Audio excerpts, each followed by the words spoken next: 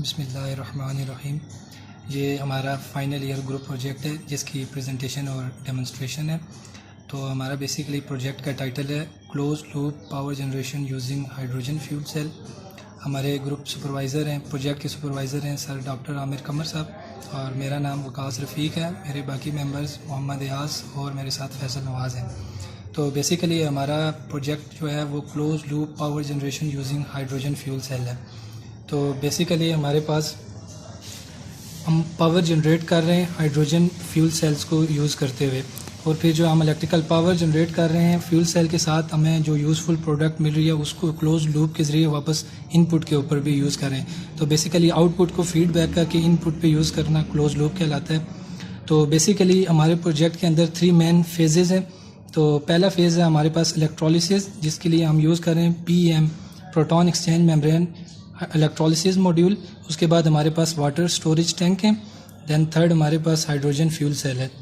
तो basically hydrogen fuel cell एक ऐसा इलेक्ट्रिकल मॉड्यूल होता है, सेल होता है, जिसके अंदर हमारे पास हाइड्रोजन और ऑक्सीजन एज एन इनपुट होती हैं। सेल उन दो इनपुट को यूटिलाइज़ करते हुए केमिकल रिएक्शन से हमारे पास इलेक्ट्रिकल एनर्जी प्रोड्यूस करता है अलॉन्ग विद वाटर। तो जो हमारे पास ये 2 यूज़फुल आउटपुट्स हैं, इसके साथ हम वाटर को यूज़ कर सकते हैं क्लोज लूप बना के अगेन हाइड्रोलिसिस के लिए, और जो हमारे पास हाइड्रोजन आउटपुट पे आ रही है उससे हम रिडक्शन ऑफ आयरन ऑक्साइड यानी मेटल्स को प्योरीफाइड मेटल में भी कन्वर्ट कर सकते हैं।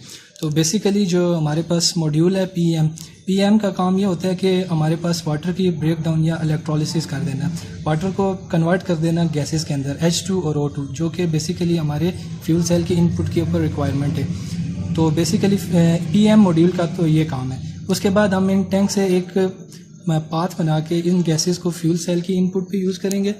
फ्यूल सेल इनको इनपुट लेगा हाइड्रोजन और ऑक्सीजन गैस को, देन इससे हम आउटपुट के ऊपर लोड यानी मोटर और बल्ब को एंटरटेन कर सकते हैं अलॉन्ग विद वोल्ट मीटर। तो वोल्ट मीटर बेसिकली हमें ये बताएगा हमारे पास कितने वोल्टेजेस जनरेट हो रहे हैं। देन उसके बाद जो हमारे पास हाइड्रोजन आउटपुट के ऊपर जनरेट हो रही है इलेक्ट्रोलिसिस से, उसको हम यूज़फुली यूटिलाइज़ करना चाहें तो एक हमने पैरेलल पाथ बनाया है। इस पैरेलल पाथ की मदद से ये हमारे पास जो चैम्बर है ये basically reduction of ferric oxide है। ये हमारे पास पायरेक्स ट्यूब है पिपेट, इसके अंदर फेरिक ऑक्साइड है जिसको हम लोग रिड्यूस करेंगे हाइड्रोजन के साथ, और हमारे पास ये नीचे हीट है, हीट रिएक्शन के लिए रिक्वायर्ड है।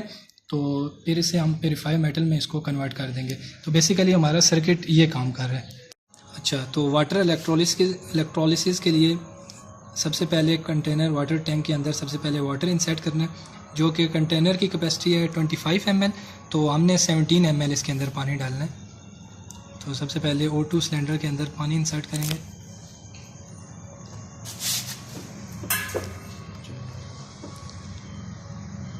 $10 ml डल चुका है, अब 7 ml दोबारा इंसर्ट करना है पानी।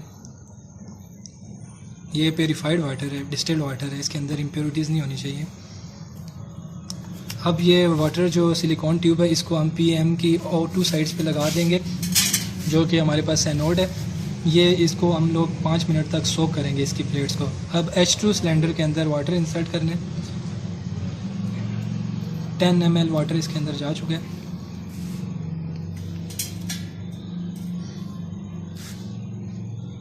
रिमेनिंग 7 ml वाटर भी इसके अंदर फिल कर दिया गया।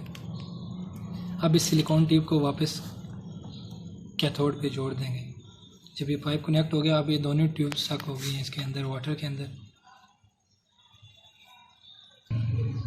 अब दोनों वाटर कंटेनर के अंदर वाटर फिल कर दिया गया।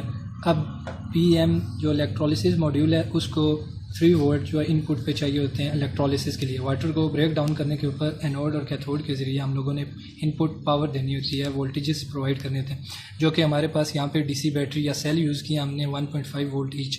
तो 3 वोल्ट की जो हमारे पास इनपुट वोल्टेजेस है वो फ्यूल के सेल के साथ कनेक्ट करनी है। कैथोड के साथ और एनोड के साथ रिस्पेक्टिवली। रेड जो है वो एनोड को शो कर रहा है और ब्लैक वायर जो है वो कैथोड को शो कर रही है। तो अब इनपुट वोल्टेजेस इसको मिल चुके हैं। अब जो वाटर टैंक है इसके अंदर इलेक्ट्रोलिसिस शुरू हो जाएगी। जो हमारे पास वाटर है वो हाइड्रोजन और ऑक्सीजन गैस रिस्पेक्टिवली उनमें ब्रेक डाउन हो जाएगा, जो कि हमें ये सिलेंडर्स इंडिकेट करेंगे, और सिलिकॉन पाइप के ज़रिए ये हमारे पास फ्यूल सेल के अंदर जाएगी।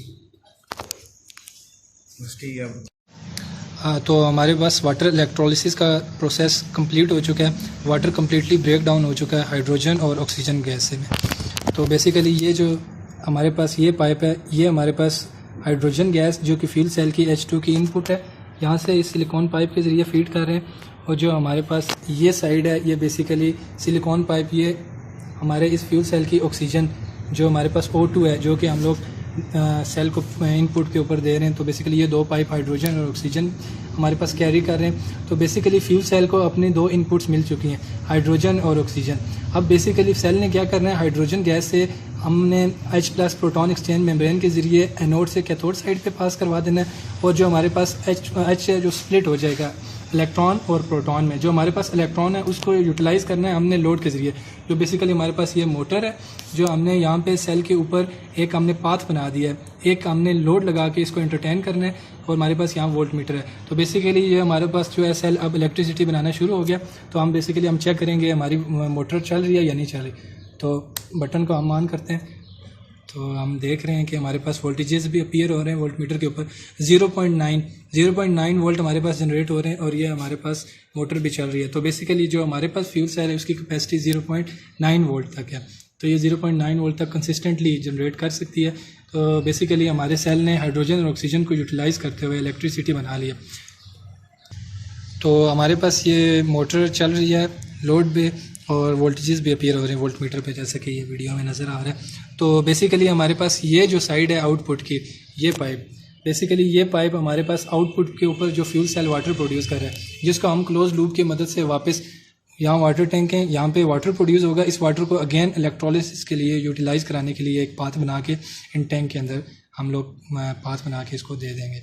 तो बेसिकली अब हमारा ये काम यहाँ तक हो चुका है, इलेक्ट्रोलिसिस कंप्लीट हो चुकी है। अब हम जो पीछे इलेक्ट्रोलिसिस मॉड्यूल है उसको रिमूव कर देंगे। जब इलेक्ट्रोलिसिस मॉड्यूल को रिमूव करते हैं तो हम देख रहे हैं कि ये इंडिपेंडेंटली अब हमारा सेल एज ए बैटरी या एज अ पावर जनरेटर काम कर रहा है। वोल्टेजेस वोल्ट मीटर के अपीयर हो रहे हैं और मोटर भी चल रही है। ये उस वक्त तक चलता रहेगा जब तक हमारे पास हाइड्रोजन और ऑक्सीजन गैस प्रोड्यूस हो रही है इलेक्ट्रोलिसिस मॉड्यूल के अंदर। अच्छा, तो लास्ट फेज़ ऑफ हमारा प्रोजेक्ट ये है कि हमारे पास जो हाइड्रोजन फ्यूल सेल के ऊपर जो हमारे पास इलेक्ट्रोलिसिस मॉड्यूल से प्रोड्यूस हो रही है, उसको हमने एक पैरेलल पाथ बना के, जो कि ये हमारे पास शो भी हो रहा है, इस पाइप के ज़रिए हमने दिया पायरेक्स ट्यूब के अंदर जो पिपेट है, इसके अंदर हमारे पास फेरिक ऑक्साइड है। तो बेसिकली ये जो चैम्बर है ये रिडक्शन ऑफ फेरिक ऑक्साइड है। जो हमारे पास मेटल के अंदर ऑक्साइड्स होते हैं उनको हम हाइड्रोजन के साथ रिएक्ट करके उनमें से ऑक्साइड्स को एलिमिनेट कर देते हैं और हमारे पास पेयर मेटल जो है वो हमारे पास वहाँ रह जाती है। तो बेसिकली ये जो हमारे पास पाइप है ये एक पैरेलल पाथ है जो हाइड्रोजन गैस को हमारे पास पिपेट के अंदर प्रोवाइड कर रहा है। बेसिकली केमिकल रिएक्शन की मदद से फेरिक ऑक्साइड हाइड्रोजन के साथ रिएक्ट करके ऑक्साइड्स को सेपरेट कर देता है और हमारे पास पेयर मेटल बच जाती है। तो सबसे पहले ये नीचे हमारे पास जो हीट के लिए है, जो हमने अपने रिएक्शन को हीट प्रोवाइड करनी है, तो सबसे पहले इसको हम लोगों ने इग्नाइट करना है। तो ये हमारे पास रिएक्शन के लिए हाइड्रोजन यहाँ से जा रही है और ये हमारे पास यहाँ पे हीट है।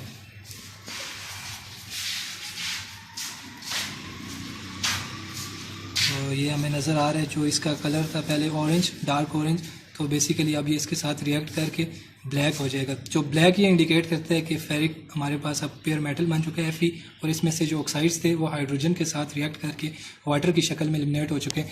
और ये हमें यहाँ पे नज़र भी आ रहा है कि ये हमारे वाटर वेपर्स यहाँ से ये एलिमिनेट हो रहे हैं। तो बेसिकली ये रिएक्शन हो चुका है हमारे पास।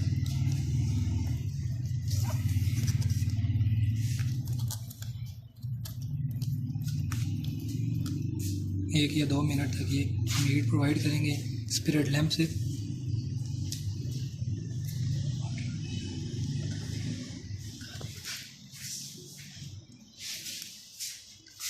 तो ये हमारे पास फेरिक जो है वो कम्प्लीटली बर्न हो चुका है। तो अब ये हमारे पास पेयर मेटल में कन्वर्ट हो चुका है। तो ये वाटर वेपर्स भी हमें ये पायरेक्स ट्यूब के अंदर नज़र आ रहे हैं। H2 ऑक्साइड्स हाइड्रोजन ने रिएक्ट करके ऑक्सीजन के साथ वाटर बना दिया और Fe के अंदर मौजूद ऑक्साइड जो हैं वो एलिमिनेट हो चुके हैं और Fe हमारे पास पेयर मेटल बन चुका है।